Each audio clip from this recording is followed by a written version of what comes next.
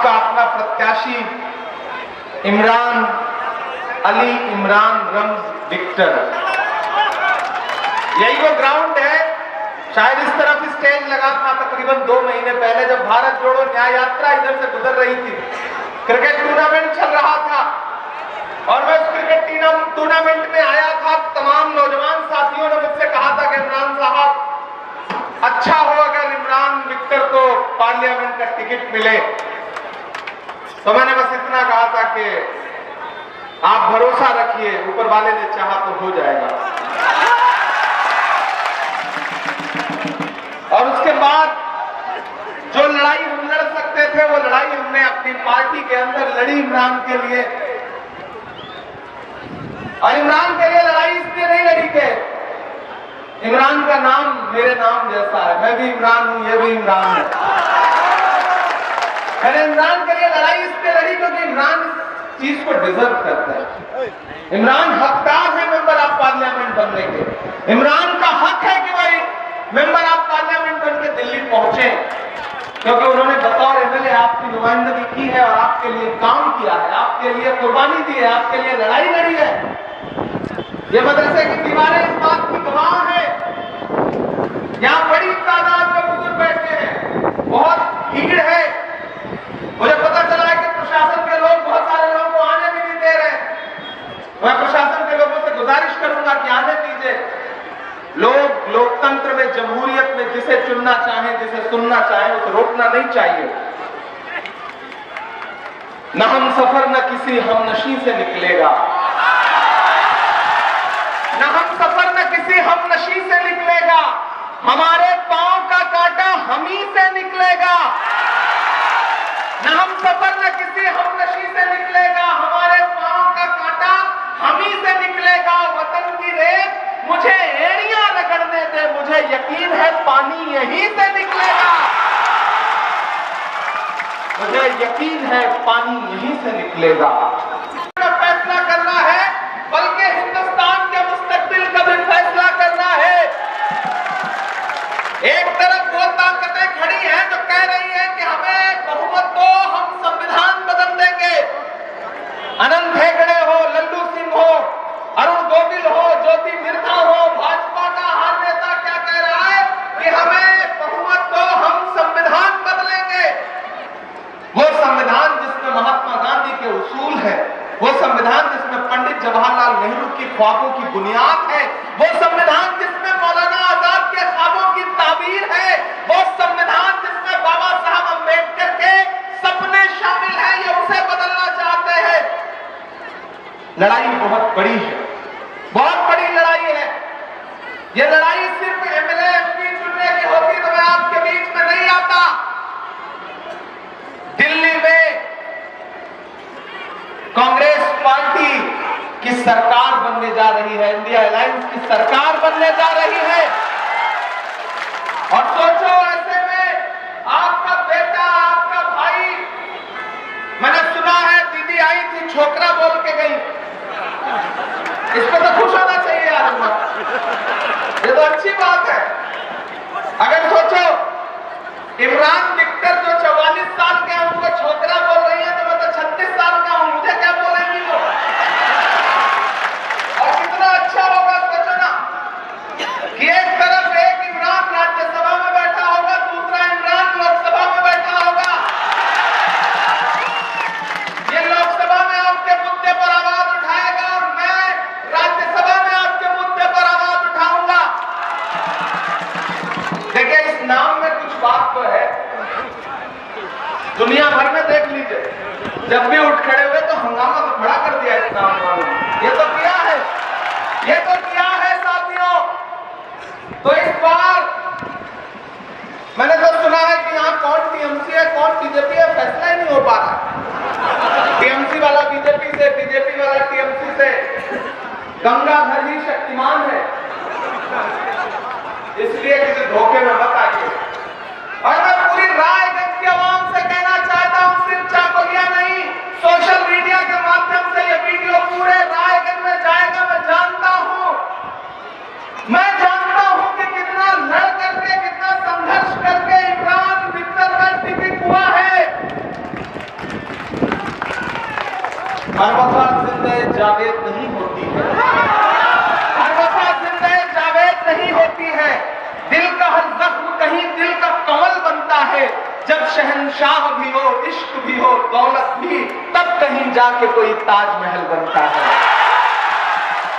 हमने वो सब कर लिया है।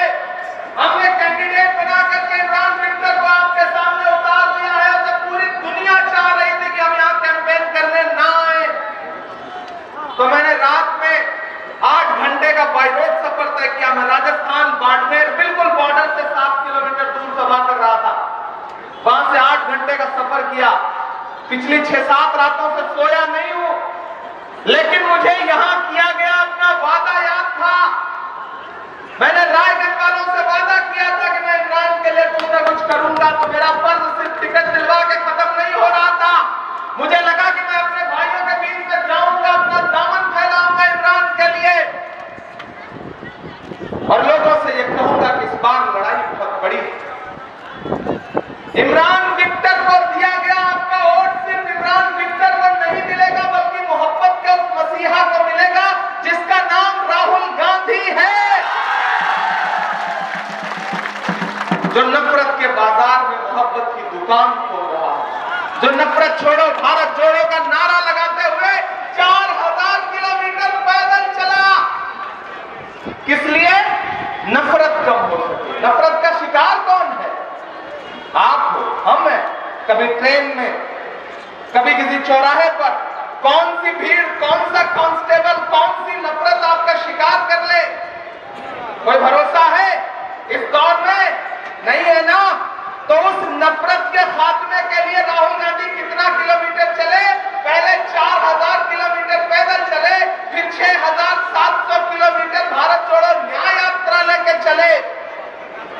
चाकुलिया वालों, इस एक बात पर तो ईमान रखते होगे ना कि मजदूर का पसीना सूखने से पहले उसको उसकी मजदूरी दे देनी चाहिए। रखते हो ना ईमान?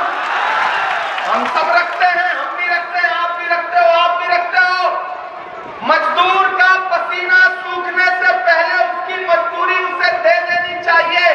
ये हमारे बुजुर्गों का कौल है। मैंने देखा है राहुल गांधी के पांव के छाले।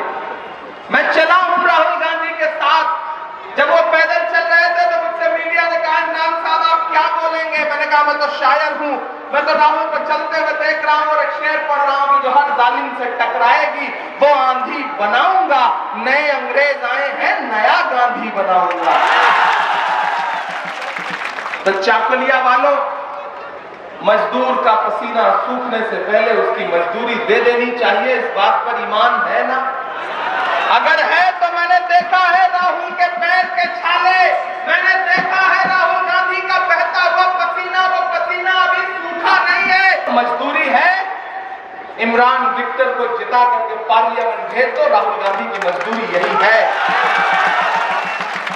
आप पार्लियामेंट भेज दो, सरकार बनने जा रही है।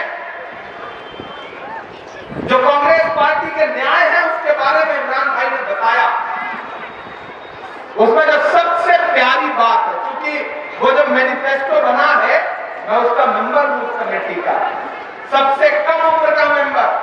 उसमें जानते हैं कौन है? पी चिदम्बरम है, शशि थरूर है, जयराम रमेश है, गौरव गोगोई है, प्रवीण चक्रवर्ती है। और उसमें आपकी नुमाइंदगी करने के लिए 36 साल का एक नौजवान भी है जिसका नाम इमरान प्रतापगढ़ी है। हमने बनाया है वो मैनिफेस्टो। उसमें क्या है कि नौजवानों को 30 लाख नौकरी, और जिनके पास डिप्लोमा है 25 साल तक के नौजवान, उनको 1 लाख रुपए का बेरोजगारी भत्ता। और यहाँ माए बहने बैठी हैं। पार्टी क्या कह रही है? कांग्रेस पार्टी डायरेक्ट आपके अकाउंट में सरकार बनते ही हर गरीब परिवार की एक महिला को 1 लाख रुपए डायरेक्ट अकाउंट में दिया जाएगा। कोई बिचौलिए नहीं होंगे। तो अब आपका रोल बहुत बड़ा हो जाता है। आप चाह लेना तो घर वाले की हिम्मत थोड़ी है कि किसी और को वोट दे करके आ जाए, फूल छाप को, कमल छाप को। अच्छा, उधर भी दोनों फूल है, एक कमल छाप है, छोटा वाला फूल है, बड़ा वाला फूल है। तो फूल नहीं बनना है। 1 अप्रैल बीत चुका है, फूल नहीं बनना है, अप्रैल फूल नहीं बनना है। अब तो पंजा का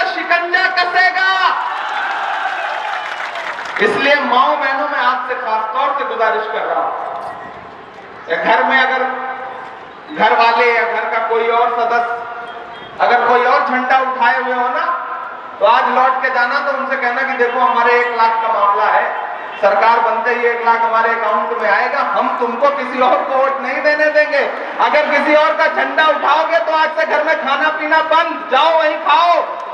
आप जिस दिन घर वालों को ये कह दोगे तो फिर किसकी मजाल है कि जाकर के किसी और को वोट दे सके?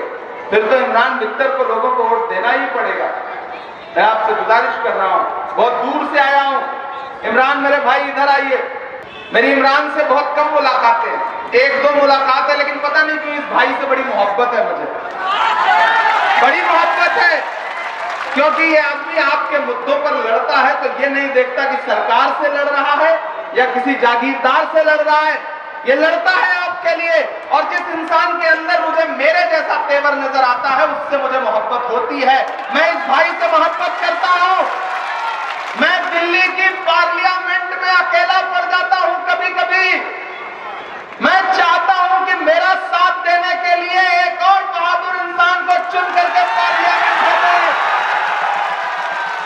मैं रायगंज के एक अवाम से, मुझसे मोहब्बत करने वाले से, राहुल गांधी पे यकीन करने वाले से, लेफ्ट के तमाम साथियों से, संविधान की बचाव की बात करने वाले बाबा साहब के अनुयायियों से, सबसे गुजारिश कर रहा हूं कि भाजपा से टीएमसी में आया हुआ तुम्हारे मुद्दों पे नहीं लड़ सकता है, जमहूरियत बचाने के लिए नहीं लड़ सकता है।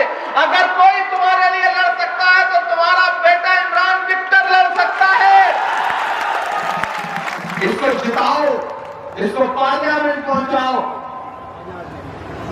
क्योंकि एक बात बहुत संजीदगी से सुनना, अगर इस बार चूक गए ना तो आने वाली कई सदियों तक शायद यहां से कोई दूसरा इमरान टिकट लेने की हिम्मत नहीं जुटा पाएगा। याद रखना इस बात। पार्टी ने भी बड़ा रिस्क लिया है, बड़ा भरोसा किया है। बहुत सारे लोगों खुश नहीं है लोग, कई लोगों के माथे पे बल पड़े हुए हैं। कम कहूंगा ज्यादा समझना। हर साजिश को नाकाम करना है। मैं जानता हूं कि मैं यहां कैसे पहुंचा हूं। मुझे रोकने की कितनी साजिशें थी, लेकिन मैंने कहा था ये अंशुमान बैठा है, यहाँ पे उमर भाई बैठे जानते हैं। मैंने कहा इमरान विक्टर के लिए अगर मुझे पैदल भी जाना पड़ेगा प्रचार करने के लिए तो मैं पहुंचूंगा चाकलिया, क्योंकि मैंने जबान दी है और मर्द की जबान ही सब कुछ होती है। अगर वो पूरा नहीं कर सके तो फिर क्या फायदा जिंदगी का। तो मैं आपसे वादा करता हूं मेरे भाई, वक्त कम है, प्रचार बंद होना है, शायरी भी सुनाना है। भाई साहब पीछे से कह रहे हैं नहीं सुनाऊंगा तो कैसे काम चलेगा। मैं जानता हूं सुनाना ही पड़ेगा। अच्छा वो भी सुनाना है। कहां सोया है चौकीदार। हम चाहते हैं ना कि इमरान जीत के आए, 4 जून में जब रिजल्ट आए ना तो फिर हम दोनों पार्लियामेंट में बैठे, सरकार हो, नरेंद्र मोदी जी बैठे वहां पोजीशन में, तब मैं उनसे सवाल पूछूं कि कहां सोया है चौकीदार, कहां सोया है चौकीदार। विजय माल्या नाक के नीचे से हो गया फरार। कहां सोया है चौकीदार, कहां सोया है चौकीदार। कि चाय बेचने वाला, इतनी कमजोर ताली से काम नहीं चलेगा। इलेक्शन सिर्फ वोट देने का नाम नहीं है, सपोर्ट देने का भी नाम है। आज से इस इलेक्शन को इमरान विक्टर बन के लड़ो, इमरान प्रतापगढ़ी बन के लड़ो। इस इलेक्शन को देखते हैं कौन भाई का लाल हराएगा। नहीं हरा पाएंगे। कि चाय बेचने वाला पूरा भारत बेच रहा है, इसी काम में हासिल उसे महारत बेच रहा है। कि रेल बिक गई, तेल बिक गया, बिका हवाई अड्डा। अब जो लाइन है उसमें एक बात को कसम है, यहां से वहां तक जहां तक नजर जा रही है अवाम ही अवाम है। आज की रात भाजपा और टीएमसी के दोनों कैंडिडेटों को नींद नहीं आएगी, मुझे ये बात पता है। चाय रेल बिक गई, तेल बिक गया, बिका हवाई अड्डा। सब कुछ बिकता देख के खुश हैं अपने जेपी नड्डा के जनता महंगाई की मारी करती हाहाकार। कहाँ सोया है चौकीदार, कहाँ सोया है चौकीदार। ये जो इस सीट पर टीएमसी और बीजेपी की नूरा कुश्ती चल रही है ना, उसमें नहीं फंसना है। तो मोहब्बत तो निभानी पड़ेगी। मैं निभाने के लिए कई 100 किलोमीटर से, मतलब हजारों किलोमीटर से आया हूं। तो आप तो यहीं रहते हो, आज से अहद कर लो, अपने दोस्तों को, रिश्तेदारों को, सबको सोशल मीडिया पे फोन करके, व्हाट्सएप पे मनाओ, उनको समझाओ कि सिर्फ आप एकजुट हो गए ना तो इमरान विक्टर को कोई नहीं हरा सकता। दिल्ली में इस बात की चर्चा है दिल्ली में कि अगर सिर्फ आप एकजुट हो जाए तो इमरान विक्टर को कोई नहीं हरा सकता। लेकिन आपसे मुझे 2 शिकायत भी है। आप सुबह चाय की दुकान पे बैठते हो तो कलकत्ता में सरकार बदलते हो, और फिर शाम में बैठते हो तो दिल्ली में। बिरयानी खाते खाते मुख्यमंत्री बदल देते हो, और दाल चावल खाते खाते प्रधानमंत्री। फिर जिस दिन वोट देना होता है आपको लगता है कि यार इमरान विक्टर तो जीत रहा है, कौन जाए धूप में लाइन में लगने, कौन परेशान हो। नहीं, अपने एक एक वोट की अहमियत समझो। राजस्थान में एक नेता है सीपी जोशी, हमारी ही पार्टी के, चीफ मिनिस्टर बनने की रेस में थे। एक वोट से एमएलए का इलेक्शन हार गए, ना एमएलए बन पाए, तो फिर चीफ मिनिस्टर क्या बनते। तो एक एक वोट की अहमियत ये होती है। चाकुलिया वालों, मेरी इस बात को जहन नशीन कर लो, अपने दिलों में बिठा के घर जाओ। तुम्हारे हाथों में जो ईवीएम का बटन दबाने की ताकत है एक वोट की, वो सिर्फ एक वोट नहीं है। ये उसी तरह है जिस तरह से अबाबीलों के पंजे में एक कंकर था, और उन्होंने जब उसे जुल्म के खिलाफ गिराया तो अब्राहा कहां चला गया दुनिया को पता भी नहीं चला।